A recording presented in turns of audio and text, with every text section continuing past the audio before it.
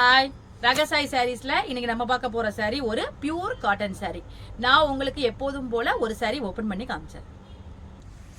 Sorry பாருங்க, நல்ல ஒரு பியூர் காட்டன் சாரி, நல்ல ஒரு லைட் வெயிட்டான சாரி. இது நம்ம ஸ்டார்ச் போட்டு மெயின்டைன் பண்ணா இன்னும் கொஞ்சம் கூட ஸ்டிஃபா இருக்கும். இல்லனாலும் நம்ம அப்படியே வீட்டில் கட்டிக்கிறோம், டெய்லி யூஸ் கட்டிக்கிறோம், நம்ம அப்படியே வச்சுக்கலாம்.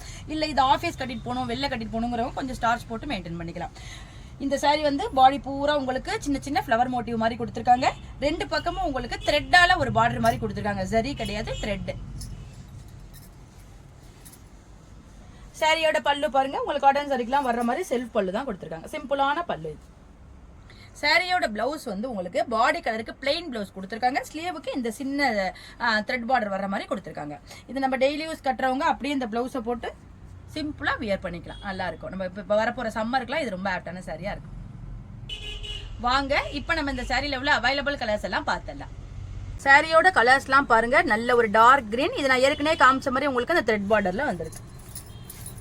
அடுத்த கலர் பாருங்க, நல்ல பிங்க்கும் ப்ளூவும் காம்பினேஷன் கொடுத்துருக்காங்க. இது உங்களுக்கு ஜரி பார்டர் வேற மாதிரி வருது. இது ஜரி பார்டர். இது மேல வந்து உங்களுக்கு அந்த டவர் டிசைன் கொடுத்துருக்காங்க.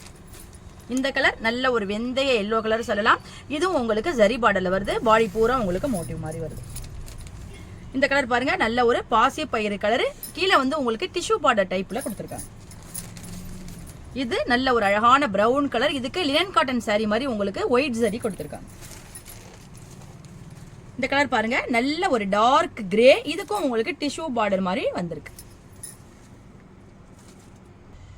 இந்த ஆஃபீஸ் வியர் பியூர் காட்டன் சாரியோட பிரைஸ் 675, அதாவது 675 ரூபா வருது.